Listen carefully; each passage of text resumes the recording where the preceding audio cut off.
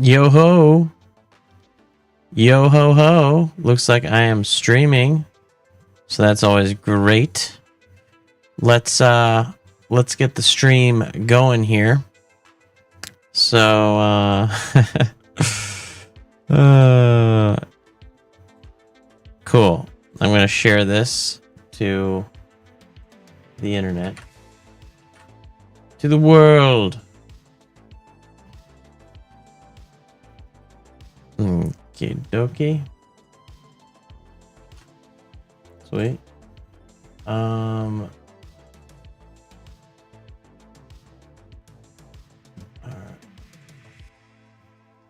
And then let's do what else? Instagram. I'm gonna have a live thing going on. So yeah, I'll be looking up questions in chat and all that good stuff once we get going here. I'm gonna post this, and I still have to figure out the Instagram thing, but I will try to do that. Let's see. I'm not even gonna post on Instagram. I'll just post on all the other platforms. All right, that's posted, so that's great. Very nice. So let me look through this and see what we got. Oh, good stuff. Good stuff. I wonder if you all can hear stuff. So stuff is wild this year. Welcome to 2025. Very exciting. We always have, new resolutions and new things to do in 2025, which is always fun. I wonder what resolutions you have. I obviously have different resolutions. Let me see if I can pull up some of the information here that I wanted to go over. Cool. So there's one thing. Oh yeah, go live.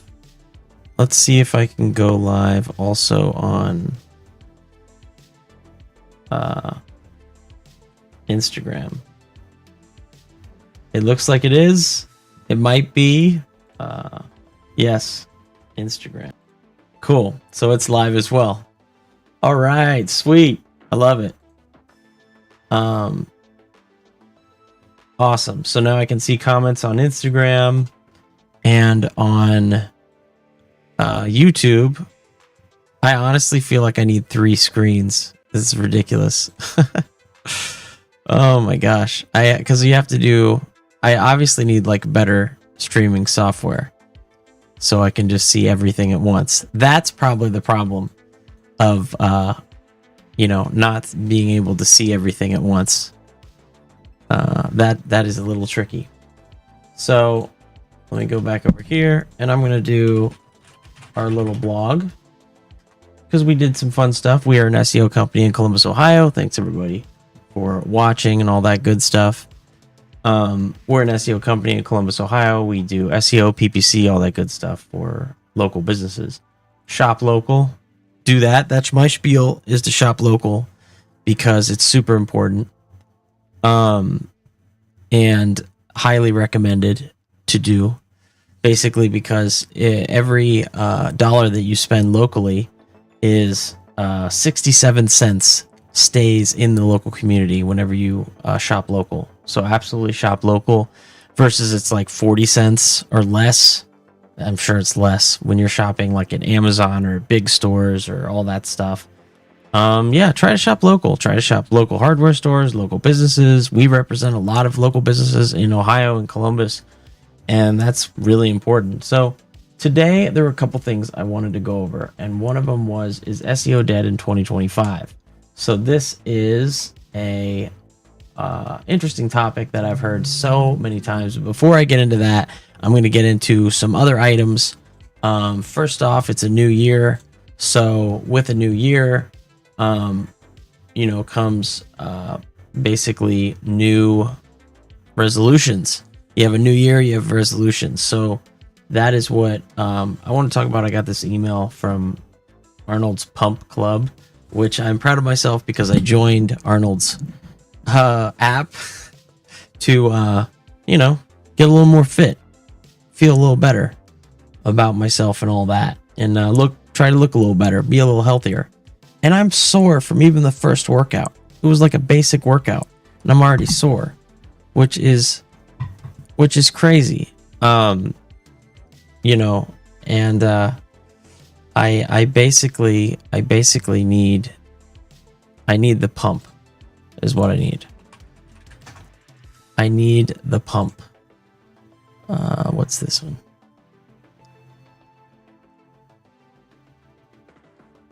I need the pump. I can't hear anything.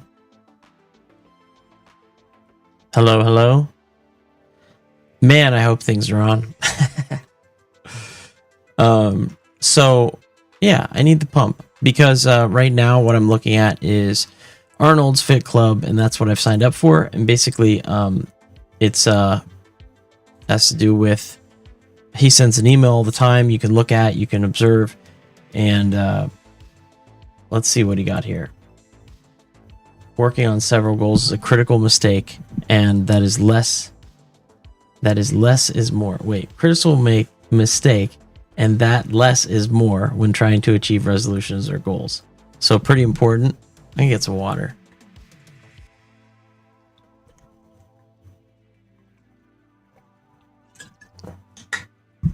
All right. So critically important is goals, setting goals. So click Google instead of make stupid questions. So basically we're looking at researchers conduct experiments to explain how implementation of a specific goal, plans to achieve a goal, affect success when multiple goals are at play. Participants were asked to set and pursue various goals with specific action plans, such as, if I feel hungry, then I'll eat a healthy snack, or if I have time after work, then I'll exercise. Yes, that would be definitely a big problem and very difficult to do. Fewer goals equals higher success rates. Wow, that's cool. Participants who focused on a single goal were significantly more likely to achieve it than those who simultaneously managed 3 or more goals. Huh. Cognitive overload. Juggling multiple goals reduced the brain's ability to stick to implementation plans, leading to lower overall adherence. Yeah, so stick to a goal and do it. Juggling multiple problems. That's a big issue if you have a lot of issues. We have a blog also that is cool to check out. And if you go to Jason Barger has a podcast. We've done over 200 episodes with him. Jason Barger. There's that. Greetings, Rocco.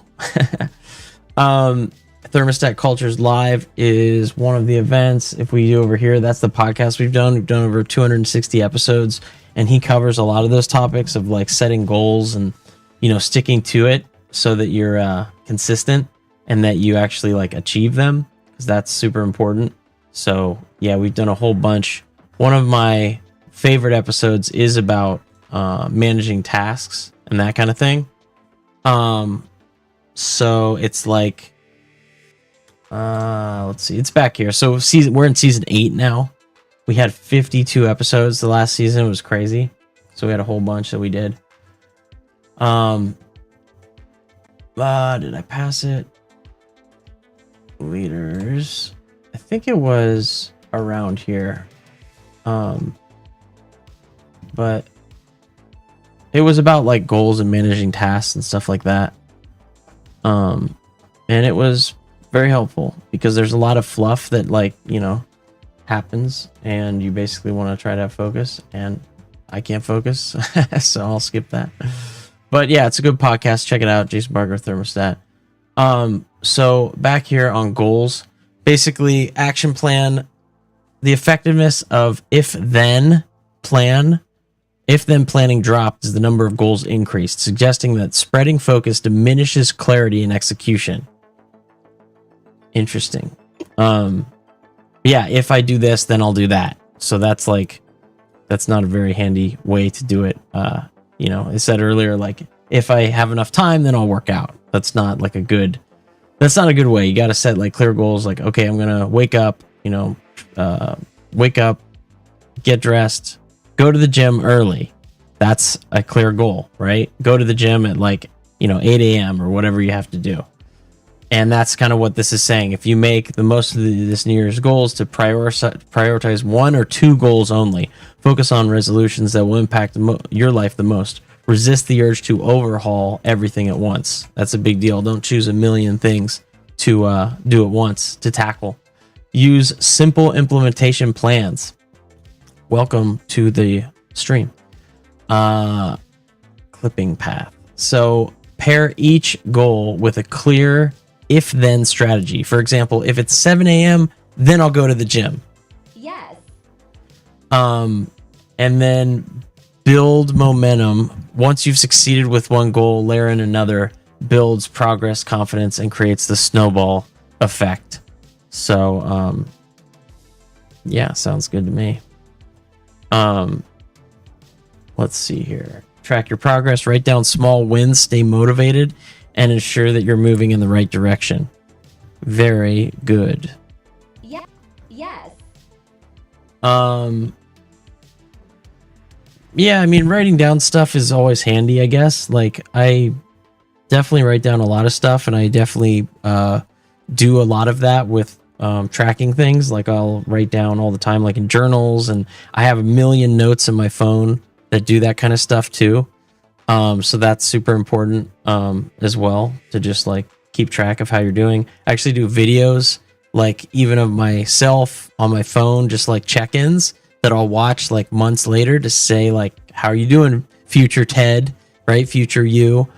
And I kind of do like quarterly updates. And first it started from like health updates, because my health kind of journey and stuff is on my website, cowabundant.com. But basically when I was in my 20s, I was diagnosed with ulcerative colitis and had a lot of problems kind of managing that and everything. So I had to like go to doctors, go to like surgeon consults, all kinds of stuff. And I went to Cleveland Clinic, and they were basically like, we could take out half your stomach and fix you. And I was like, no way. Like, whoa, let me think about this.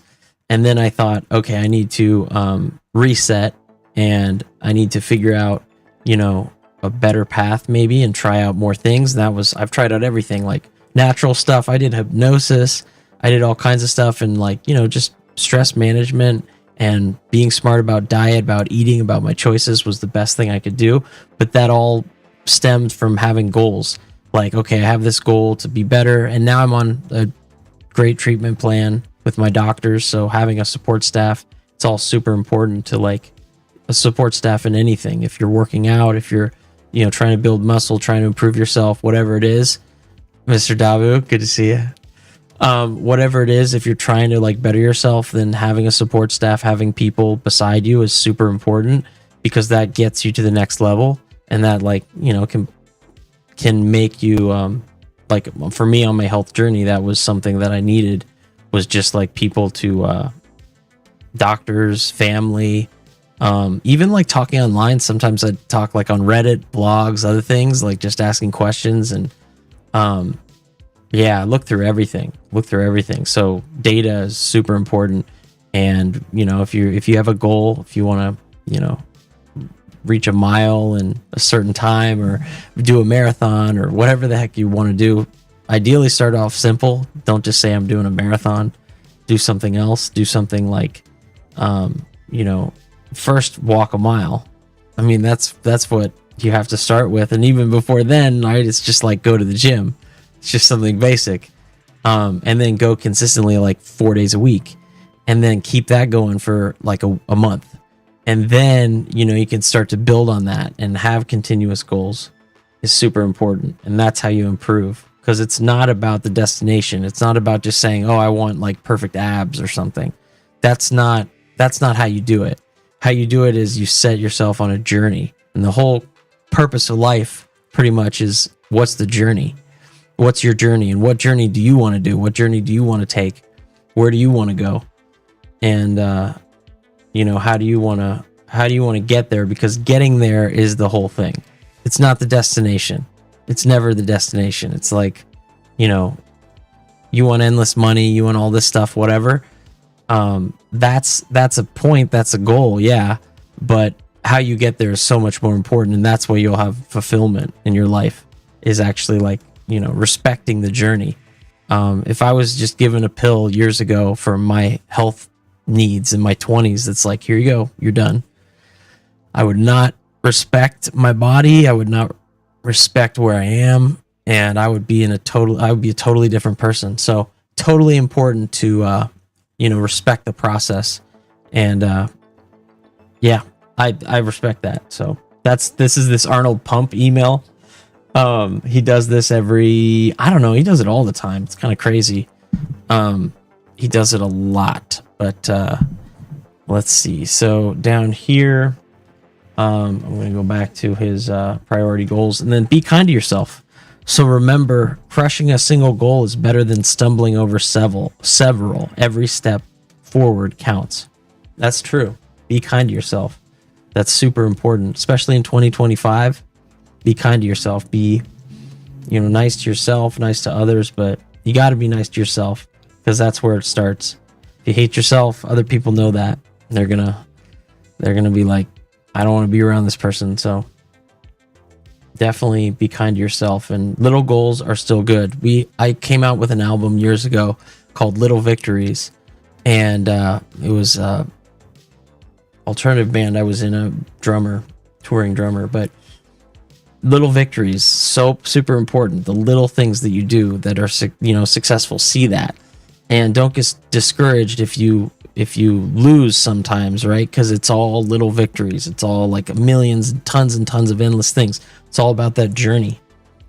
So I love this email just because it is really positive, and it just helps me to look at things differently or more positive. Your future self would like a word. So this is kind of an exercise that I do myself. I say my future self. So I actually think to myself, what would future Ted, what would help him?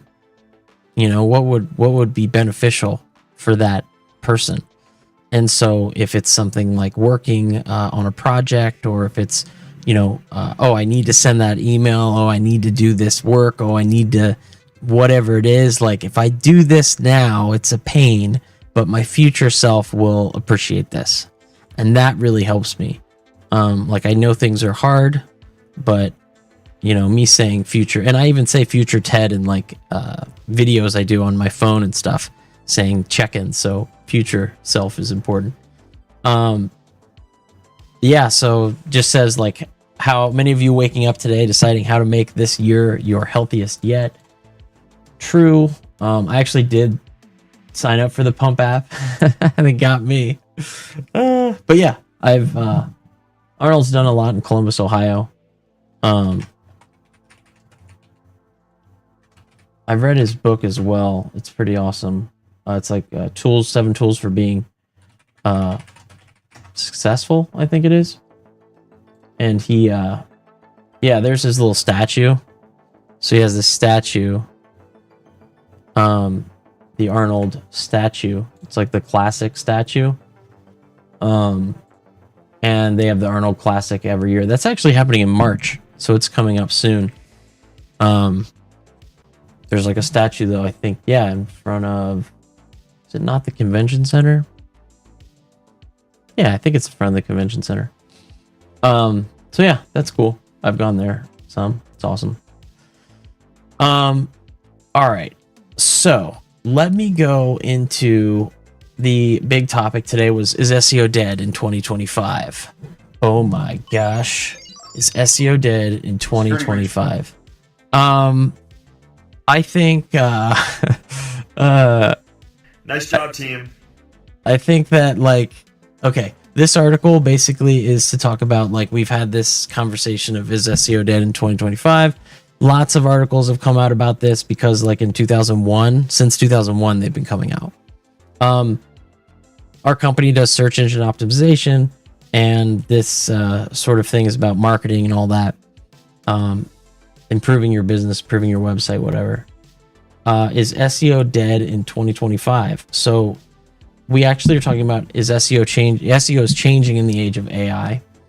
So there were a couple of recent podcasts that talk about SEO and asked this question. One was John Mueller from Google. He's kind of the SEO lead guru. In that he's very into SEO and all that good stuff. And what makes this concept so persistent is that even as digital landscapes shift dramatically, what is inside that magic box? Whenever you type something, right? Like this happened in 1998 when people were talking, when Google first came out and people first started typing, into search engines, they thought of this like it was a magic box. It was this kind of incredible thing where you could type a topic and you would see something happen in real time, right? Like any topic you wanted, you could type cats, dogs, fishing lures, I guess in 98 there would be pagers or something. Favorite things in 98. What are they? Leave a comment. If you were born. Maybe not, some of you. But basically when people first used Google in 1998, it was like it blew people's minds. It was crazy because you could just Google it. And it was an amazing thing, like anything you wanted. And let's see if I look up like old school Google search. Oh my gosh, is this the actual? Oh yeah. So that's what it looked like in 1998. That's pretty crazy. It's funny that it actually looks similar now. It does look kind of similar. But yeah, so you would just type in whatever you wanted and something would pop up. Pretty amazing. Yes. And then, as it basically started with PageRank. It had this algorithm that would basically send out bots or crawlers onto every web page out there, and it would get information of what's out there. So it would crawl a site in the detail. Every website has, page source text. Looks like that. Looks all crazy and funky and codey. And so Google would crawl these web pages and see what's on there. And what made Google so incredible was their index. They could crawl anything very efficiently and their results. So their algorithm was just far and above anybody else. And they could, give results that mattered, that were really good to a topic that people liked and made sense. Let's see what this is. Oh, just galleries. So yeah, like you can see this is kind of cool. You can go in to the different times Google was around and what it looked like. That was the first like Stanford Google back in the early days. And it says web pages fetched 24 million pages. And then cut to today. It doesn't say because that was on the homepage, but it's endless. So their entire repository was 108 gigabytes in 97, which like your phone has more space on it than that, which is crazy. Your phone has more space on it probably right now than the entirety of Google in 1997. That's pretty nuts. Yeah.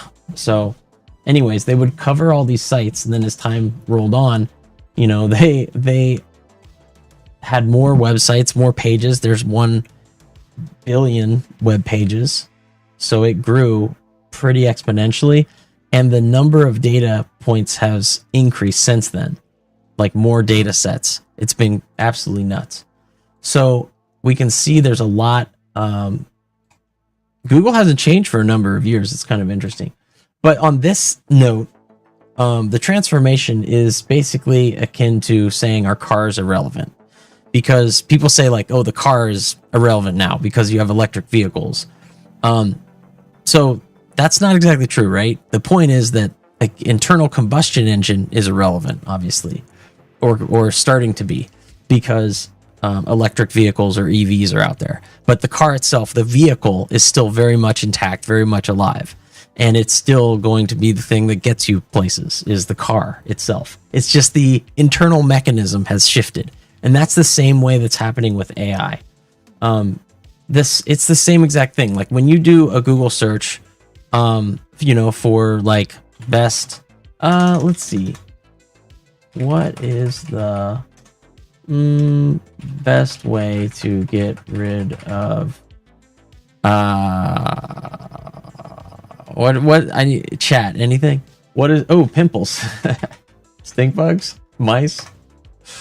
Yeah, so this is AI overview. And it shows like the AI results, and you can kind of see it like this thing. So AI just kind of enhances Google by adding AI flavor into the Google search.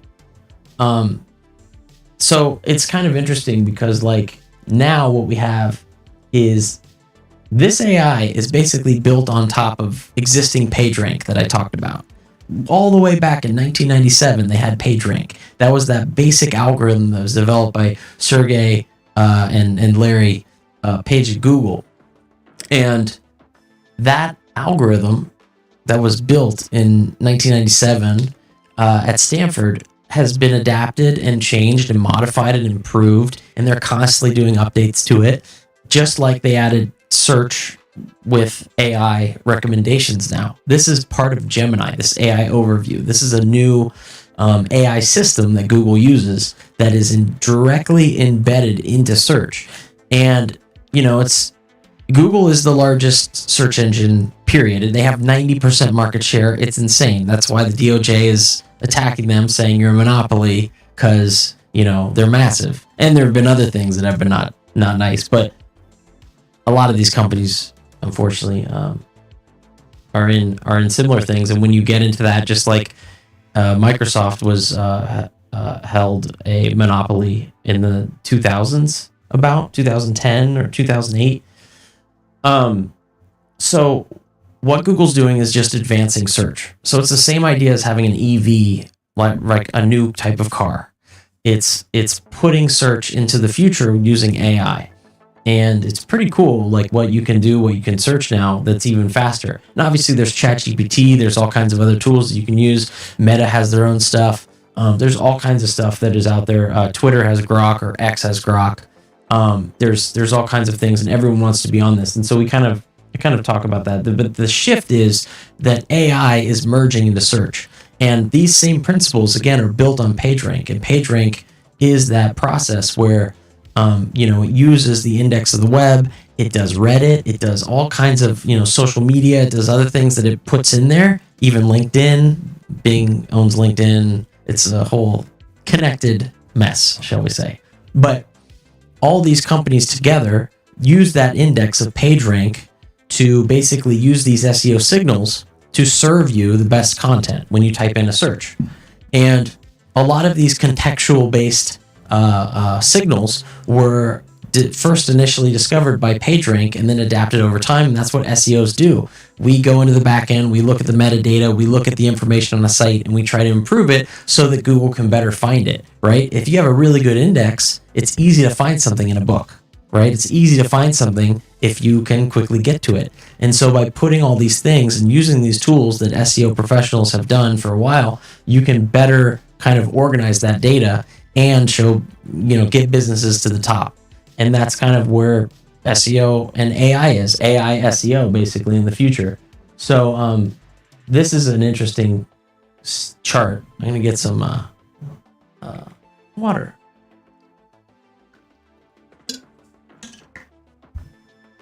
This is internet usage over time. And you can see it's gone exponential. Well, not quite. It's actually fairly linear. It's not really exponential, but it has grown very steadily every year. And now it's 64% of the entirety of the global population uses the internet, which is pretty nuts. So there's actually more room to grow, which is fascinating there. So yeah, that kind of shows where that is. And then mobile numbers also, like, mobile is like a little more than 50% of users use mobile. That number's actually declined a little bit. People are going back to desktop, which is kind of surprising, but awesome. I think a lot of serious work is definitely done on desktop. You can do a lot of cool stuff on mobile for sure. We use it for everything: CapCut, Canva, everything else, like all kinds of cool stuff. But definitely desktop has also been increasing in the workplace. And then AI itself is enhancing, not replacing SEO as noted. So AI's meteoric rise basically came years ago in 2012 was kind of a popular thing where we were having AI start. And then now NVIDIA is a major player in bringing these GPUs and these high volume platforms to the forefront using Blackwell GPUs. NVIDIA makes these crazy big GPUs. Graphics processing unit is what it's called. And the reason why we use NVIDIA nowadays is because graphics processors are a lot better at rendering these millions of little triangles. When you see something on your screen, a graphics card on your computer or your phone is actually like rendering millions of triangles. And that's how it kind of populates this. And it does it like instantly. And it just so happens that NVIDIA fell at the right place at the right time, that they found that AI processing uses the same kind of processing needed for graphics. And so now they've just exploded. They've just done gangbusters and all this stuff, and they're producing these kind of crazy massive servers that do this work, this compute, and they're going nuts. So NVIDIA is a definitely the biggest player right now in AI, super important there, and that was just kind of an interesting thing about how AI works. And then the top people noted from Time Magazine: Elon Musk, Sam Altman, which had a nice kind of dueling between them. Sundar Pichai of Google, Satya Nadella of Microsoft, Mark Zuckerberg. They're all AI pioneers in this, and they're all buying NVIDIA GPUs like crazy. And the cost of these, let's see, $30,000 and $35,000. I feel like it's more than that though. The super chip is $70,000. I know they've sold some for like $1 million in the past. No, I guess it is. I guess it is 30,000 maybe. So that's pretty cool. That's actually semi-affordable for this type of stuff. But yeah, it's nuts, like the compute that's using it. And Google is buying all kinds of this stuff. Google recently had quantum computer things happening where they actually solved a problem that was deemed impossible, that would take the entirety of the universe. The entirety of the length of the universe to solve. Sorry, my phone's blowing up.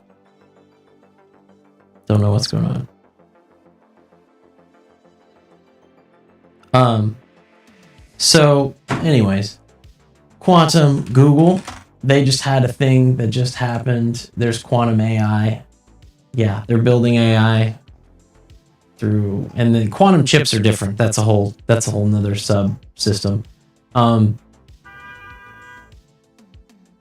Yeah, stuff's going nuts out there. Anyways, let's go back to this. All about focus. So search engines to AI powered insights. Anyways, search has evolved from 1998 to now, obviously, and AI is just another implementation of putting into the mix that stuff. Putting AI into search is super important now. There's a great book by John Battelle called The Search, which is about kind of how Google rose to prominence and how it kind of beat its rivals, because there were a lot of competitors back then.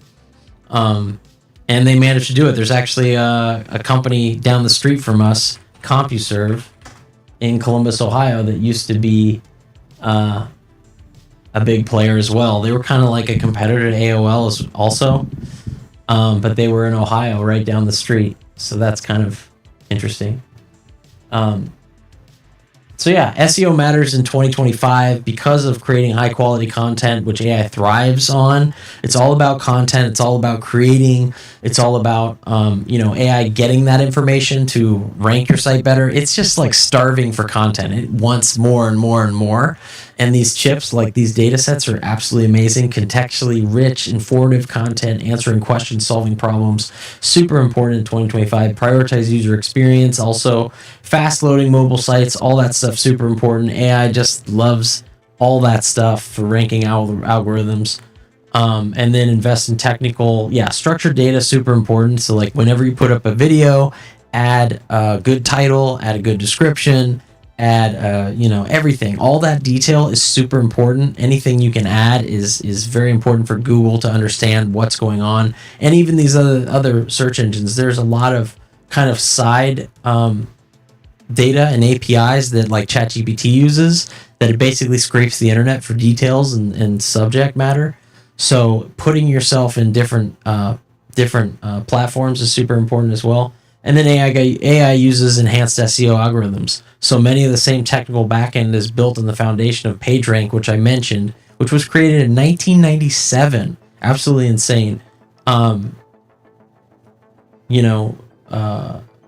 There's a story where one of the first professors at Stanford that was shown Google, it was maybe named something different at the time by Larry and Sergey, showed him this thing and said, "Oh, I want to work on it," right? And he basically wrote a check for $200,000 for them to like mess with it and do it. That paid off. That paid off pretty well. But basically, this information is to serve content for user queries. This means the same technical knowledge can be applied to rank and master AI in 2025 and beyond. So yeah, it uses the same algorithms. It's just kind of modified. I'm not going to say they're exactly the same, but they are definitely built on past structures. And if you search a lot of ChatGPT or other things, if you go beyond the fluff, because ChatGPT has this way of this magic trick that it has of kind of like doing a little bit of content and then like a lot of exposition.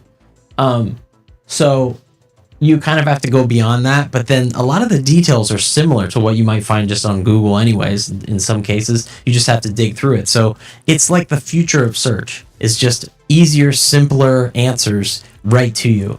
And so for the future, there's going to be more AI breakthroughs in 2025. There's going to be agents, is what Sam Altman said can happen. So that agents are actually things that happen where in 2025, there'll be AI systems that can book things for you, for example. So you could like say, book me a trip, book me a restaurant at 7 p.m. I want to go here, do it. And it could do it, right? That's actually really helpful. Now you can already do a lot of cool stuff with AI, but it is like separate. It is like write me a blog post, make an image, all this kind of thing, do coding, which is cool.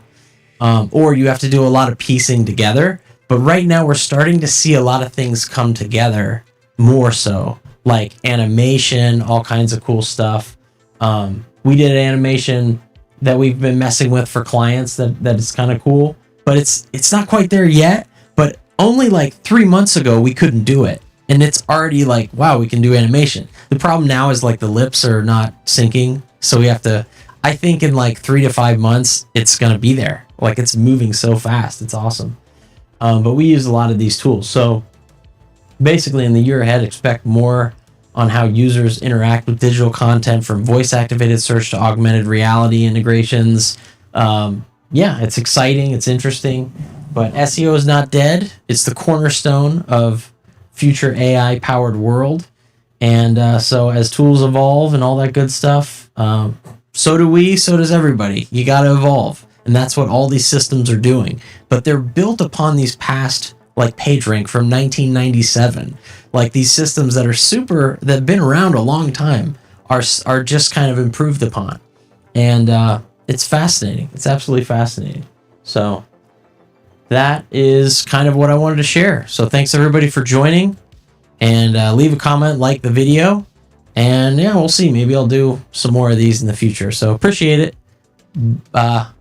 Yeah, good to see y'all. Bye, everybody.